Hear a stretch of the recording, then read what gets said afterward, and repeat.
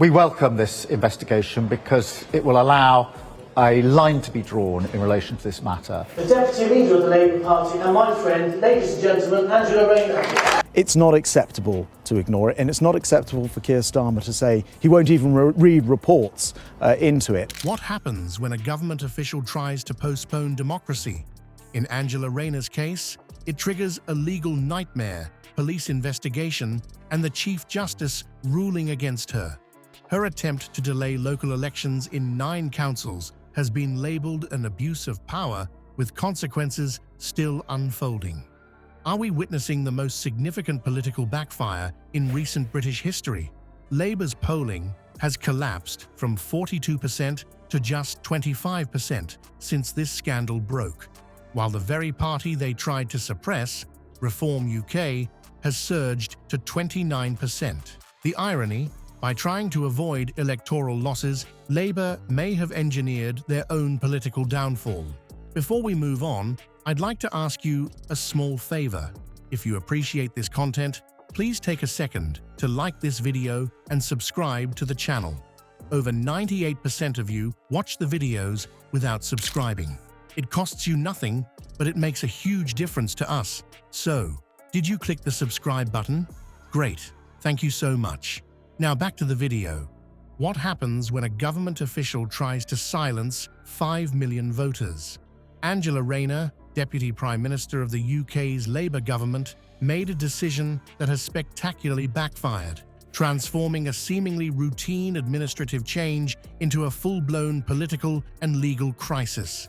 It all began with what appeared to be mundane bureaucracy. Meanwhile, the Conservatives have been putting the boot in, the party chairman writing to Sir Keir Starmer and Rayner earlier this week. Angela Rayner says a tax advisor gave her the all-clear, and she complied with the rules at all times. The facts of the case, of whether she was registered to vote in the right place, now to be decided by Greater Manchester Police. This is something which is a serious matter. It's important that it's looked into properly, and I welcome the idea that the police are doing that. Rayner announced the postponement of local elections in 9 councils across England, citing the need for council restructuring. Her official justification focused on transitioning these areas from 2-tier to unitary authorities, a move she claimed would streamline governance and ultimately save taxpayer money. On paper, delaying elections until these administrative changes were complete seemed reasonable enough, but the facade of administrative necessity quickly crumbled under scrutiny.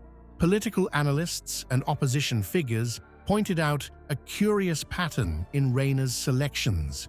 The postponements targeted areas where Reform UK, the right-wing populist party led by Nigel Farage, was showing surprising strength in polling data. Essex, Thurrock, and several southeastern constituencies were among those affected, precisely the regions where Reform UK was building momentum.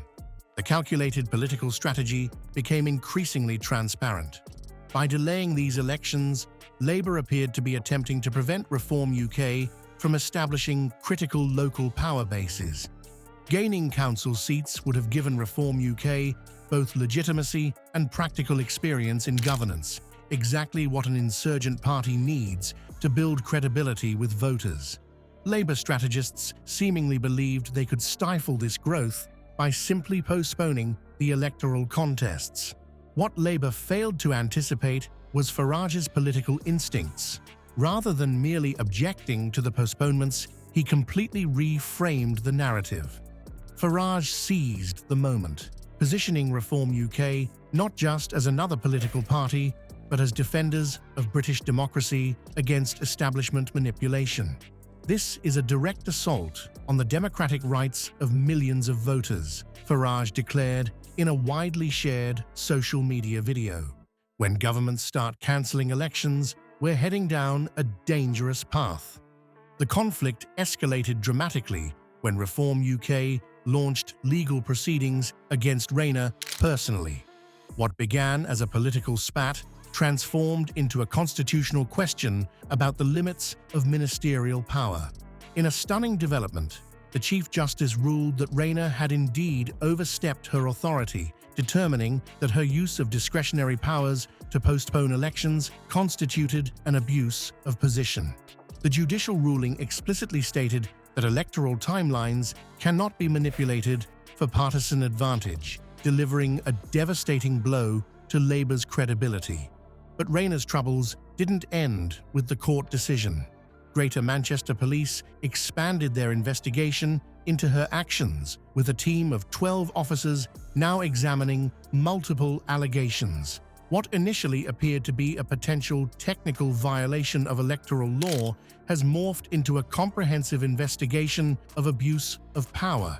The police probe has created an unprecedented situation: a sitting Deputy Prime Minister under active criminal investigation for attempting to manipulate democratic processes.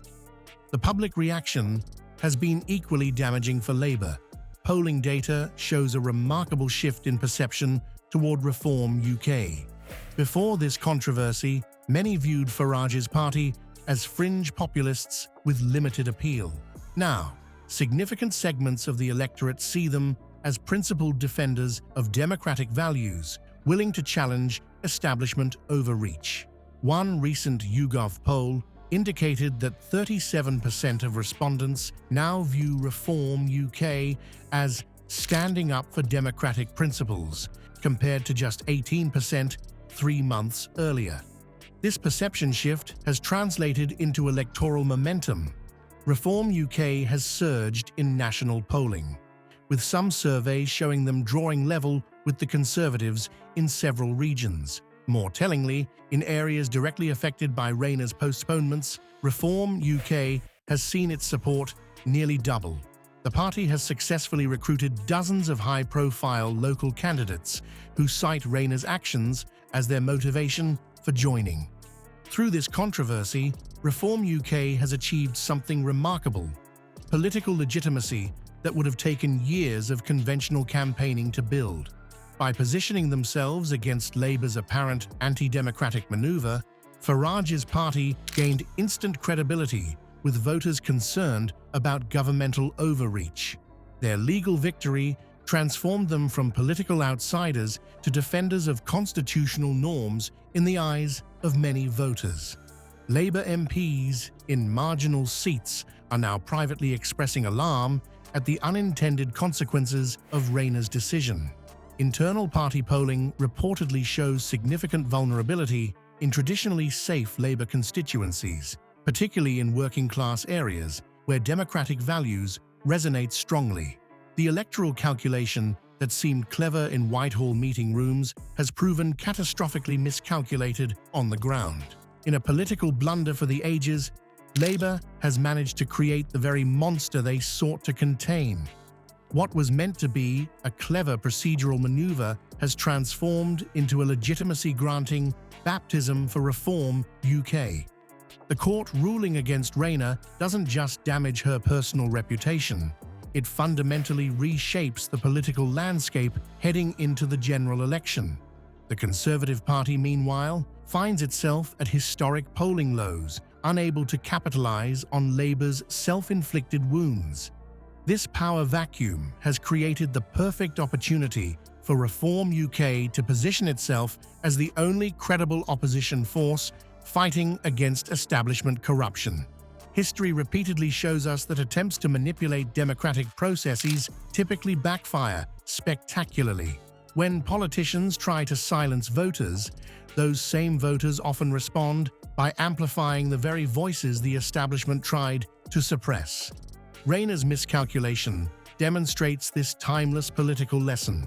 Sometimes the greatest threat to political power isn't the opposition. It's the arrogance that comes with believing you can bend democratic principles